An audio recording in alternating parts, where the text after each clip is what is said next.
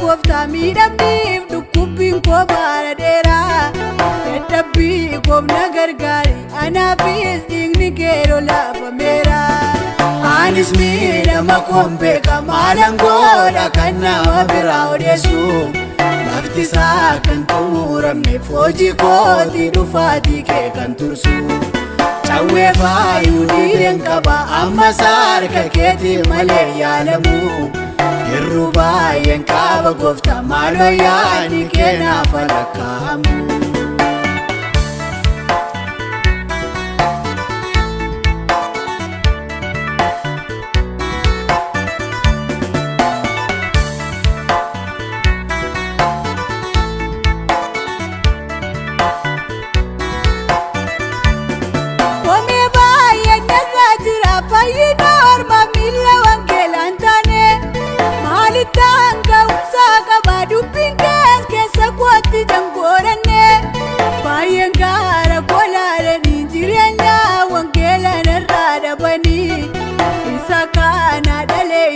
Baay'oonni sababii koo gufatanii. Anis miidhama koon beeka maalan godha kan nama biraa odeessu lafti isaa kan xumuramneef hojii kootii dhufaatii kee kan tursu. Cawwee faayuu dhiireen qaba ammas harka keetii malee yaalamu. Yeroo baay'een qaba gooftaa maaloo yaadni kee naaf lakkaa'amu.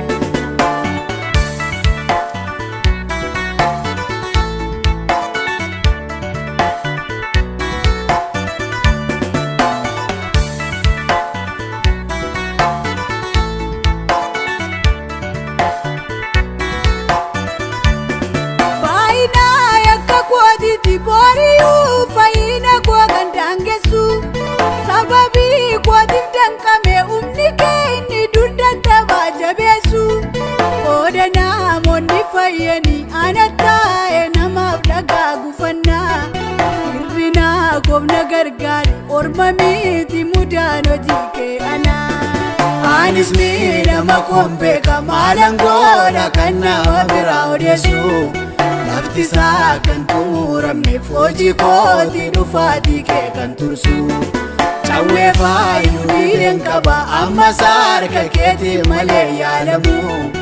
Yeroo baay'een qaba gooftaa maaloo yaadni kee naaf lakkaa'amu.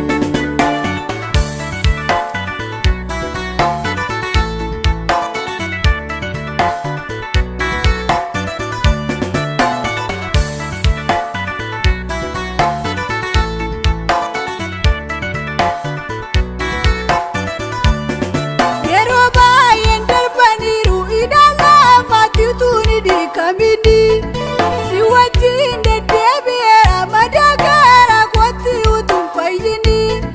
Jaamummaan deddeebi'uun koo na miidhee bara koo fixee karaatti. Namaarii maaloo yaabbaa koo ana baanii agartuu ija kooti. Anis miidhama koon beeka maalan godha kan nama biraa odeessu lafti isaa kan xumuramneef hojii kootii dhufaatii kee kan tursu. Cawwee faayuu dhiireen qaba ammas harka keetii malee yaalamu. Yeroo baay'een qaba gooftaa maaloo yaadni kee naaf lakkaa'amu.